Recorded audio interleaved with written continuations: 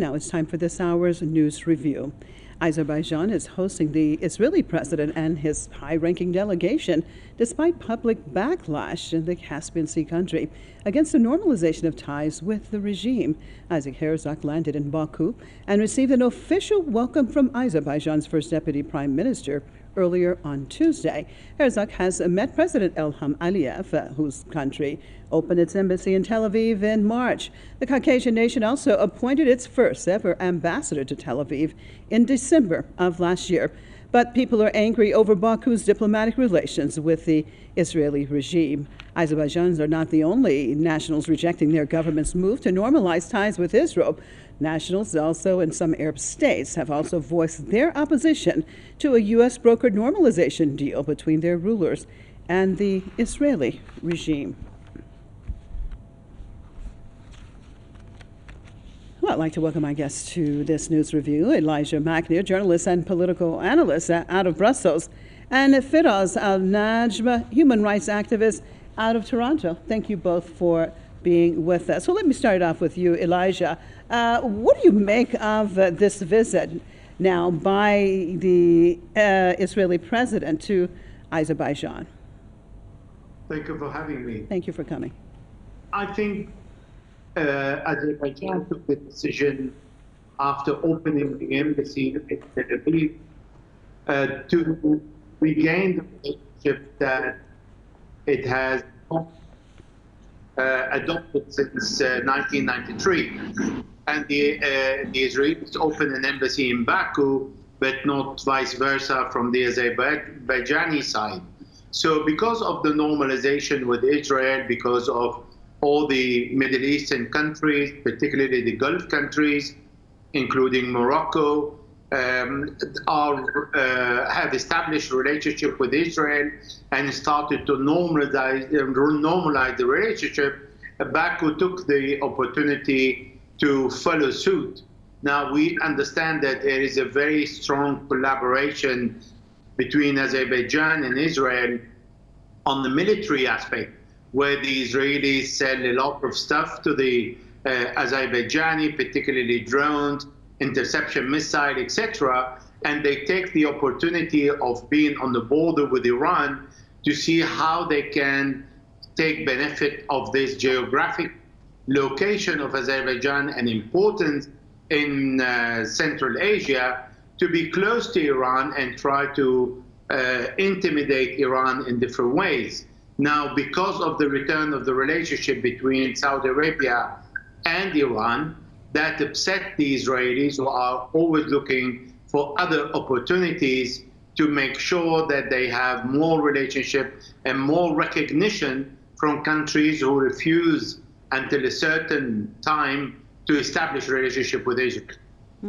Well, Firas, what do you make of these nations that, on the one hand, the majority of the people are absolutely against normalizing ties with Israel, but yet regimes' leaders, whether we're talking about, in this case, Azerbaijan or Morocco or other countries, they do the opposite of what their people want. What do you make of this, and how likely is it to backfire on these rulers? I mean, it just kind of shows us and reveals to us how illegitimate these regimes are, and that the path they're moving towards is illegitimacy, and that is getting closer to an illegitimate regime that's an occupation, occupying a holy land of Palestine. And we've seen it, their crimes against humanity and breaches of international law for so many years since they've been established, and it's getting worse and worse. And the more with time, we see that it's becoming more extremist and more radical, this Zionist regime, and closer to its collapse. And what they're doing is they're trying to deceive and drag these other regimes to normalize with them and kind of fool them as if they will prolong their regime or their rule in power, such as this Azerbaijani president that is not popular. You know, he was almost going to be taken out by his people, and then he quickly, went into a war with Armenia and tried to gain some momentum and some people to be on his side by winning that kind of battle for some time. And he was supported by the Israelis. I mean, I'm not even surprised about this move because we knew that this man was a treacherous man. He's a dictator, and at the same time, he's had lots of relations with a lot of Zionists.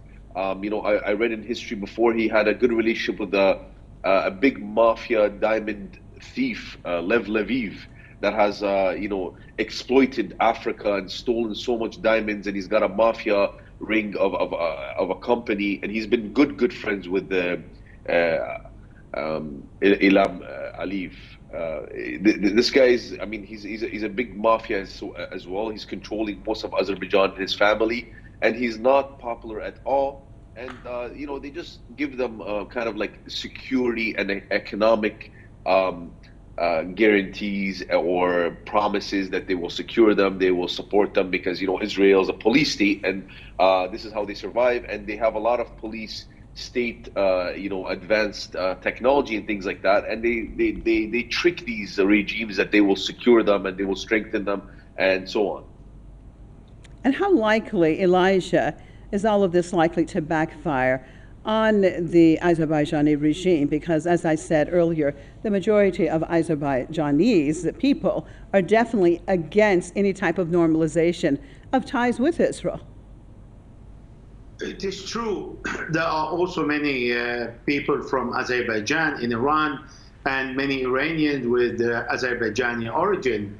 However, we haven't seen really in the history of the relationship between the Muslim country and Israel any uprising from these countries. So we've seen Egypt, for example, there is a big gap between the populations will not to deal with the Israelis and the authority that has a good relationship with Israel. We've seen the same in Jordan, where again the Jordanian population reject the relationship with Israel, while the Jordanian king maintains it. And we have seen in the Emirati during the World Cup how the Arab Gulf population reacted as soon as they knew that there were Israelis in the country covering the World Cup, but the Israelis were in the country. So at the end of the day, there are Israeli ambassadors in the Emiratis, in Jordan, in Egypt, and all these relationships haven't triggered the reaction from the population. Mm-hmm. I don't know if in Azerbaijan it's going to be the same. Okay. What about Faris? You heard what Elijah said. Why hasn't it triggered that type of reaction, as we know that the people are adamantly against these ties between their country and Israel? So why aren't we seeing stronger reaction from the people on the ground?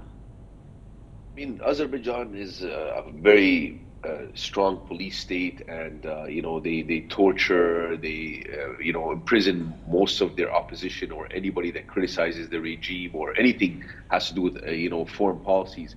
And the jails are full of Azerbaijanis, and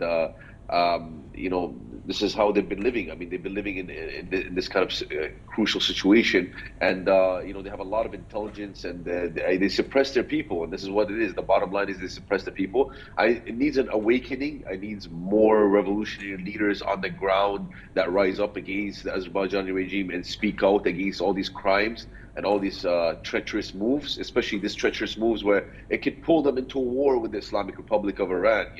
I mean, this is all the American work right now because they see that the Islamic Republic of Iran is gaining a lot of friendships and a lot of relations that are going against the Zionist regime's interests and benefits.